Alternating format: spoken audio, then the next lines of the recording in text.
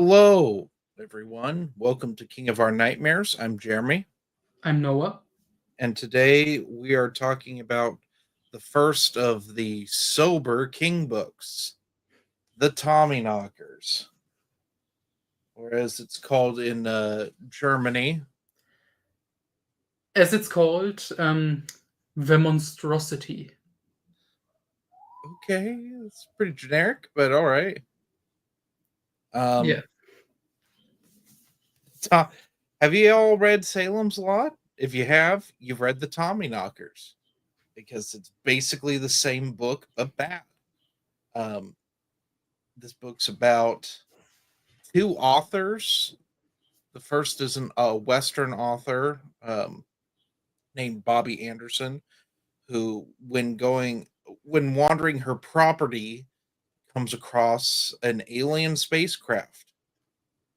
Meanwhile, Jim Gardner, a washed up poet, alcoholic, and wife shooter, uh, is doing a poetry tour when he gets into an altercation with nuclear power plant people, gets fired, and has to come back to Haven where Bobby is because he knows Bobby's in trouble. And the rest of the book is about how this spacecraft is affecting the town of Haven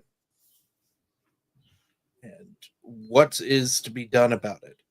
The so when I say this is Salem's Lot but bad, I truly mean that. We have the washed up author who has harmed his wife in the past and is trying to atone for his sins. We have the love interest who ends up becoming possessed. In Salem's Lot, she becomes a vampire. In this, she becomes the lead alien. Um, we have a town that succumbs to some sort of uh, not necessarily disease, but like they sort of in Salem's Lot become vampires. In this, they become possessed alien creatures, and the town destroys itself. It burns. We have an older guy who is a he kind of figures out what's going on early on, but is stopped. In Salem's Lot, it's the school teacher. In this, it's the grandpa of the little boys, Hilly and David. Which David gets accidentally transported to another planet, um, and that's kind of what kicks it off because we also have disappearing child in it. In Salem's Lot, it's the kid that's like sacrificed that comes back as a vampire. And this, it's little David who ends up getting sent to Altair 4, which is the planet from Forbidden Planet. That's what it's called, which I think is a little on the nose and dumb, but whatever. The difference being is this book's about 300 pages too long. Yeah, at least. It is way too long, and none of the references to other King books work. Yeah. Absolutely none of them work. So you can't.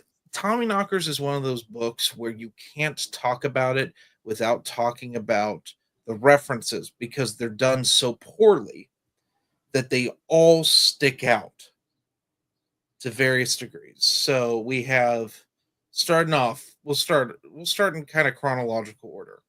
We have the shop is referenced, and they end up actually showing up at the end, which I didn't mind them being referenced at first. That Bobby and Guard know who they are because they're like protesters that have protested power plants, nuclear power plants.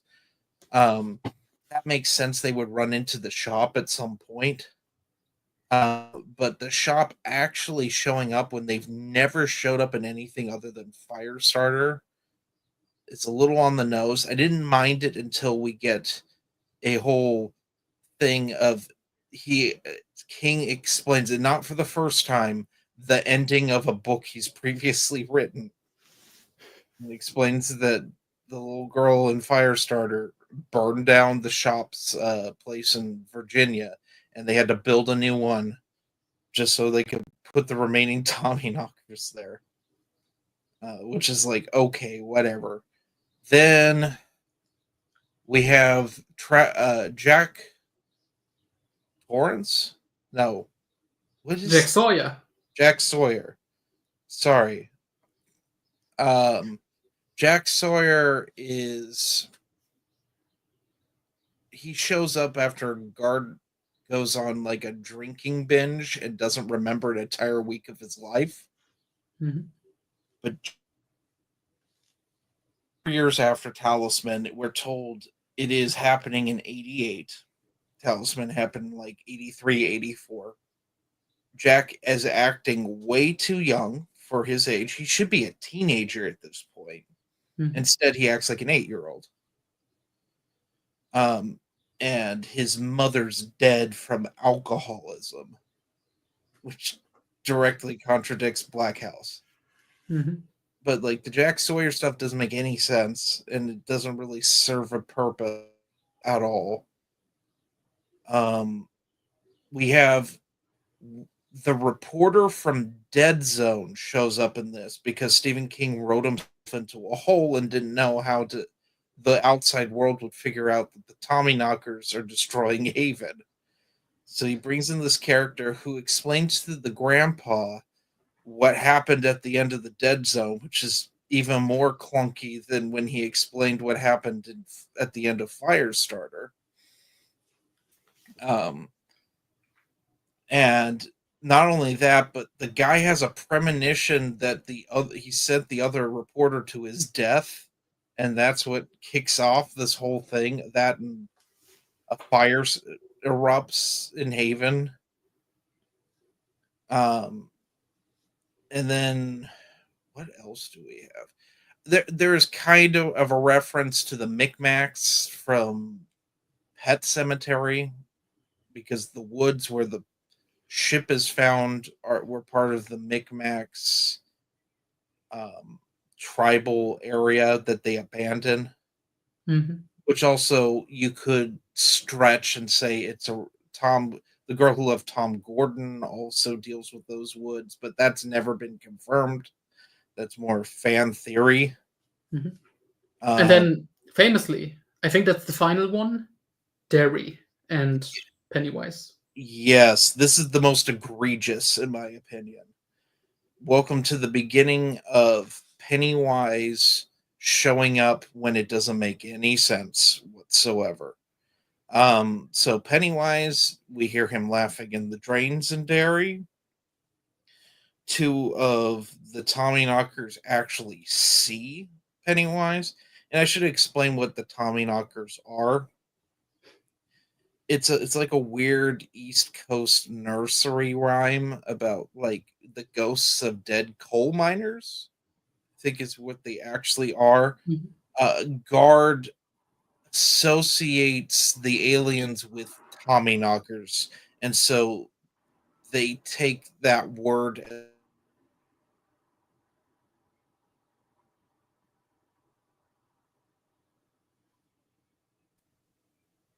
So yeah, that's the Tommyknockers. Book's broken into three parts. The first part is Bobby unearthing the ship and Gardner ruining his life, which the Bobby unearthing the ship is good. That's good stuff.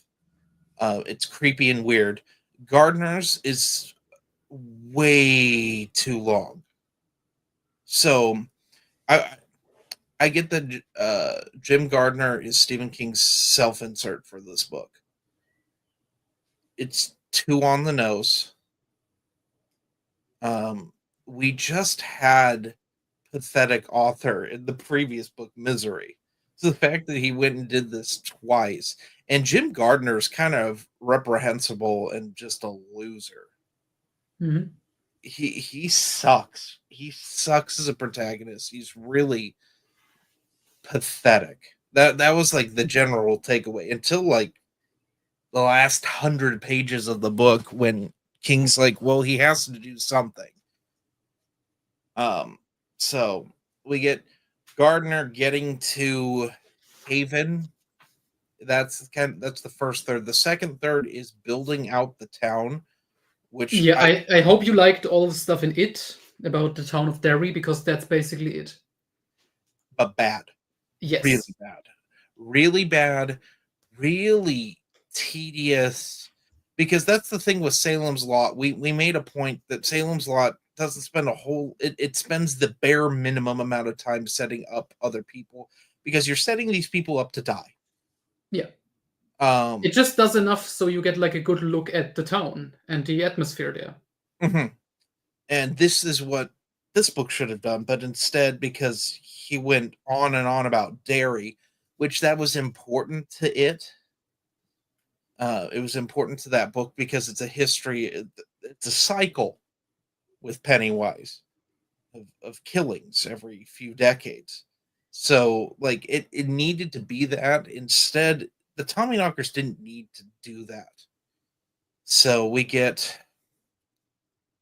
a lot of child abuse, a lot of really nasty stuff with kids, like over and over, and it was just like, really, introducing characters just to kill them, like the town constable, which is yet another connection to Salem's Lot, where that town constable gives up. This one kills herself, Mhm. um, after her dolls talk to her. We see like some like weird stuff with people going crazy when it's called the becoming. As they unearth the ship, more of the townspeople get possessed. Mhm. Their teeth fall out. The women menstruate, and they end up turning transparent and growing tentacles. Well, a few of them grow tentacles. The ones that go to the shed. We haven't even gotten to the shed yet. There's a lot to cover. Oh, but also not. There's not a lot to cover. Yeah. I mean, what the story basically is, you say it's a remake of Salem's Lot but bad, essentially. Mhm. I think it's pretty clear this is King's own version of Invasion of the Body Snatchers. Yes, it very much is in a very King way. And when I mean by none of the townsfolk you care about, I really mean that. Not even like the thing with Hilly, little boy Hilly, who's like a genius, but like is clumsy, and his little brother David, that needs to be in there. And we need to have something with the constables, so the constables out of the way. The rest of it really doesn't need to be there. We don't need the mailman who's having the affair with the mail woman, and like it constantly talks about her tits. We don't need that. We don't need the Jesus picture talking to that mailman's wife. We don't need the constable's dolls talking to her, because ultimately it only serves purposes of those two segments of the story, and that never happens again. You know, you describing these scenes, all I can remember and imagine is the TV movie adaptation. Oh yeah, when she's killed by her dolls, which is even dumber. Which we Mhm. should talk. There is a TV made for TV miniseries. It takes Starring Jimmy Smits, Basil Oregano himself. Yeah. What did you just call it? Basil Oregano, famously from the Star Wars. Jesus. Yeah, no, that actually has like him fighting aliens, which the aliens never take full form in this, which is Mhm. like one of the better things that's brought up. Yeah. Um, but the big thing is that the town's it gets taken over by aliens, and they start making their own technology, Mhm. which on the surface sounds really smart, but it's done in a really it's not smart. They're just running things off of double A batteries, and the batteries keep dying, and so they send people out of town. But when they send people out of town, those people die because they become dependent on the ship. Mhm. Um, the third act is when Jim Gardner, he can't. We haven't even explained why he's our protagonist. When he was a teenager, he got in a skiing accident and had to have a metal plate in his head.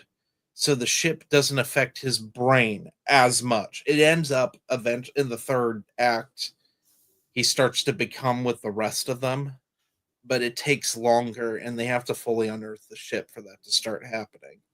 Mhm. Um, and the shed.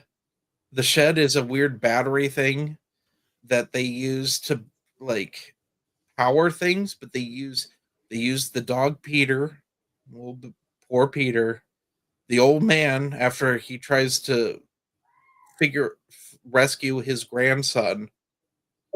And then Bobby's the worst character that Stephen King has written in a long time. Bobby's sister, who is the most overbearing, horrific human being ever. Mhm. Um, who oh god, how do I put this? Because I want to say this. She's never been with another person in a sexual way, so she like angrily uses a vibrator every night, which is a detail I could have gone the rest of my life without hearing. She just angrily comes. Mhm. Everything. She's just an angry weirdo on like amphetamines who like dominates all of Bobby's family, and it caused their father to have a stroke. And so she goes to the town because Bobby's not responding because she's busy. Well, she's not Bobby anymore. Mhm. Jim Gardner's the only one who's still Jim Gardner by the third act of the book. Um, they're so gross. It's just such the becoming is so gross, and like I get that's the point, but I'm just like, Yeah. oh, the whole time. Not it doesn't creep me out. I just think it's gross. But like they end up using their brains to power this like teleporting device. It's like a nonsense machine because it's a teleporter. It's a healer when Bobby's shot by a police officer, which is a part of the rescue attempt for little David that goes horribly wrong. Mhm. Um, they use that, and it's like slowly disintegrating these people. And, like they just have coaxial cables coming out of their brains. It's weird. It's really 50s. That's what it is. It's very 50s with the 80s side of gore. Mhm. But the ultimate horror, the one creepy thing that actually like intense scene is that Bobby figures out that Guard's been in the shed. And like Guard knows it's a matter of time before and he can't hide that he's been in the shed. Because they've already been in the ship and they realized that the ship crashed because the aliens, the Tommyknockers that were on it, killed one another, and that they aren't any different than humans, which I think is King's ultimate point, is that they aren't. It's not like the day the Earth stood still, where superior race comes to tell Earth that it needs to be peaceful or they'll destroy it. It is these aliens are just the same as humans and are just destructive. So Guard and Bobby have like a standoff where she's forcing him to take Valium with beer to kill himself. And he ends up swallowing like half a bottle of pills and then shoots her but misses. And then this weird other teleporter that someone makes out of a boombox like blows up and she like burns to death. It's pretty horrific. And Isn't then this also the first appearance of like a deadly Coke machine? oh no, because Or was Maximum that just in the movie adaptation? I can't remember.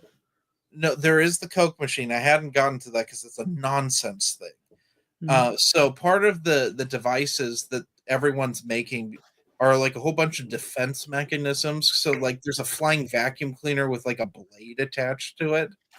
But the ultimate one is this reporter ends up getting killed by a Coke machine that's flying around that ends up like crushing his skull. But it's a weird nod to Maximum Overdrive because that also had the Coke machine that pelted someone with Coke bottles to death. Um, I, I okay, I think King thinks that that's just a really funny thing to put in his books. Yeah. So He thought yeah, that was so awesome in the movie, he had to do it again. it's dumb. And then like I think the best part of the book is when like the Gardner keeps referring to like the feds as like the Dallas police, which I'm not quite I didn't look up what that's in reference to. Hmm. It's probably some sort of civil rights thing, I would assume. And the police police referring to like police brutality. I'm not 100% sure, but that's when like the FBI, the CIA, and the shop kind of show up, which is like in the second to last chapter of the book, Mhm. where the town just starts burning down because Guard causes a fire. Um, by using a toy ray gun that got converted into a real ray gun, and he burns down the shed, and it causes a fire, and then he starts having a gunfight, which I wouldn't mind in the book so much, but Guard's been like anti-weapons this whole book and just useless. That him Mhm. suddenly becoming an action hero doesn't really work.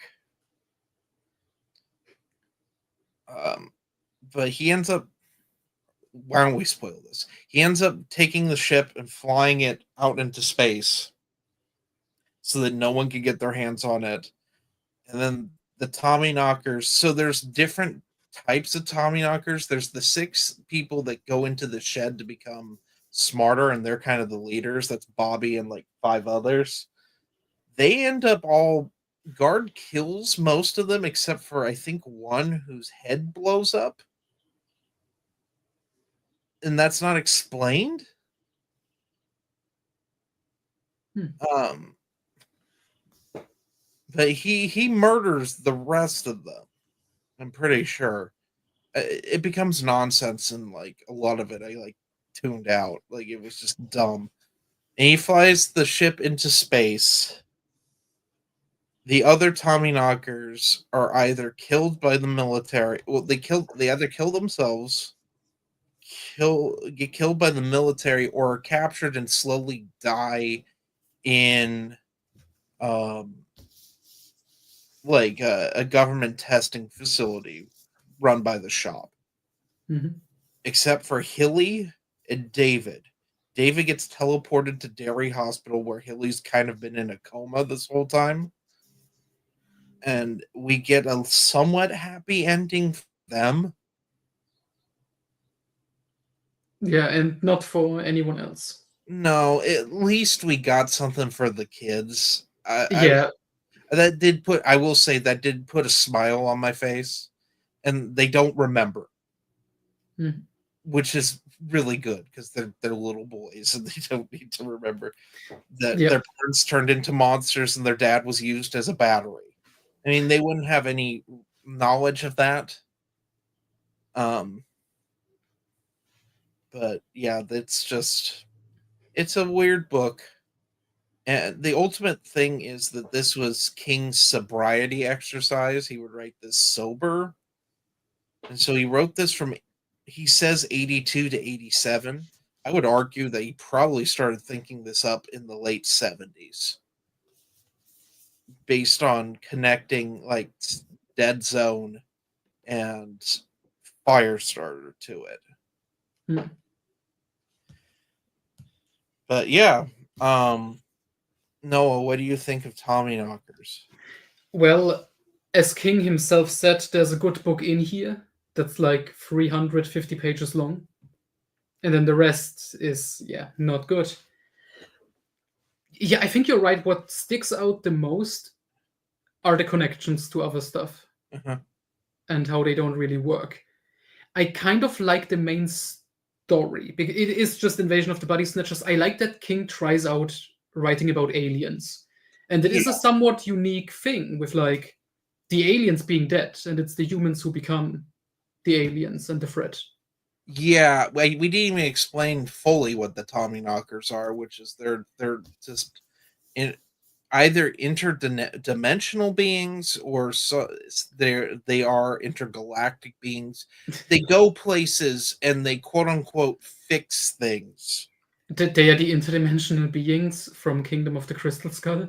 It's something like that where they just go and they just they claim they improve things, but it's proven by guard that they're stupid. Hmm. And they are stupid. Their technology, all for all how advanced it is, it like they don't use DC power converters.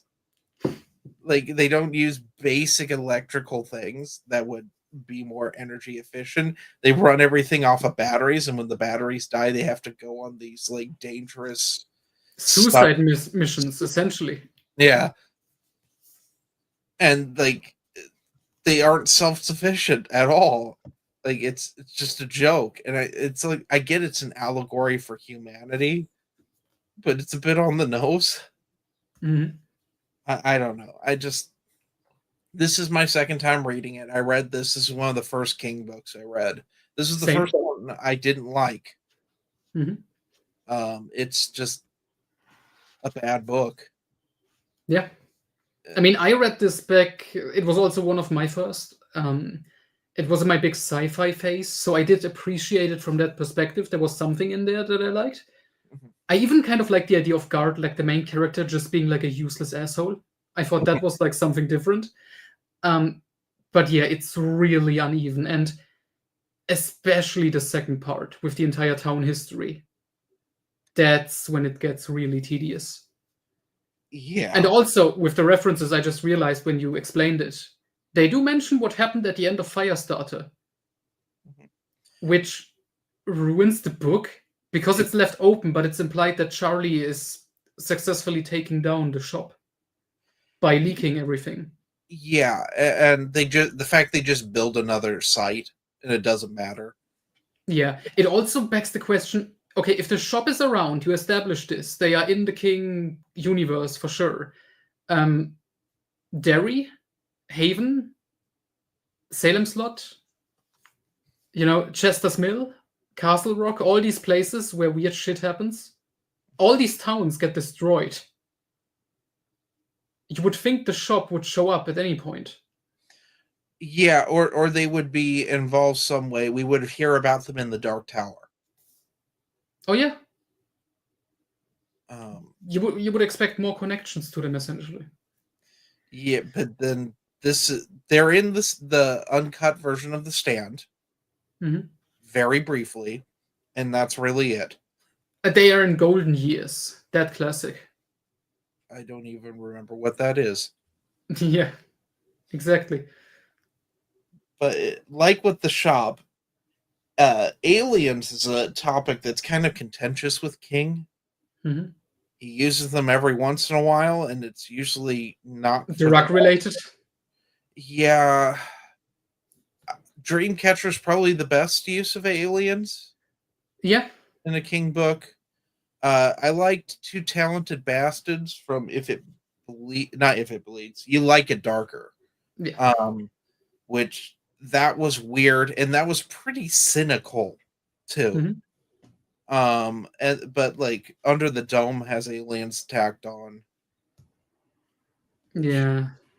we won't get into. We don't need to talk Yeah. I about think that. Dreamcatcher works, but that book also goes crazy, but in a fun way. I mean, it gave us the shit weasels. Yeah, the greatest line ever. Mhm. Oh, Um, and then we got the Tommyknockers movie, just quickly in comparison, because I actually watched that. Uh, and yeah, it's sure something. it is the Tommyknockers miniseries is the forgotten '90s miniseries. Hmm. A lot of work was put into that for a horrible script. Yep. It's actually worse than the book. Yep. They change a lot of things because some of this stuff in this book is unfilmable. Mhm. And everything they change is for the worse. Yep. Uh, I'm glad they kept stuff like the mailman's affair, hmm. with the porn star in the miniseries. Yeah, okay, but like it's just stupid. The whole miniseries is stupid.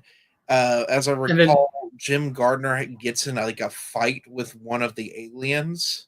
yeah, they are alive at the end in the ship, and he's fighting them, and they look kind of generic and like puppets. Well, they are the description that King puts in the book. Hmm. It is accurate to that. If there's any one thing that's accurate, they look like King describes them. Yeah, and then the ship, I think, looks like it's made out of Lego blocks. It looks stupid. It's a stupid one, but Oh, I do remember the very end, the one change, the dog survives, and Bobby does too.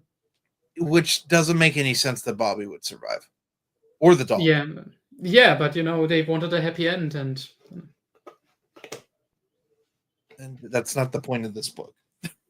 So, Mhm. um, because Bobby's really she's the leader of them. Like that doesn't make any sense. It's so dumb. I just remember thinking it was one of the dumbest things I'd ever watched. I saw this and Langoliers back to back. Oh, Langoliers is god awful, but people are nostalgic for it. Whereas this is god awful and people aren't nostalgic for it. yeah.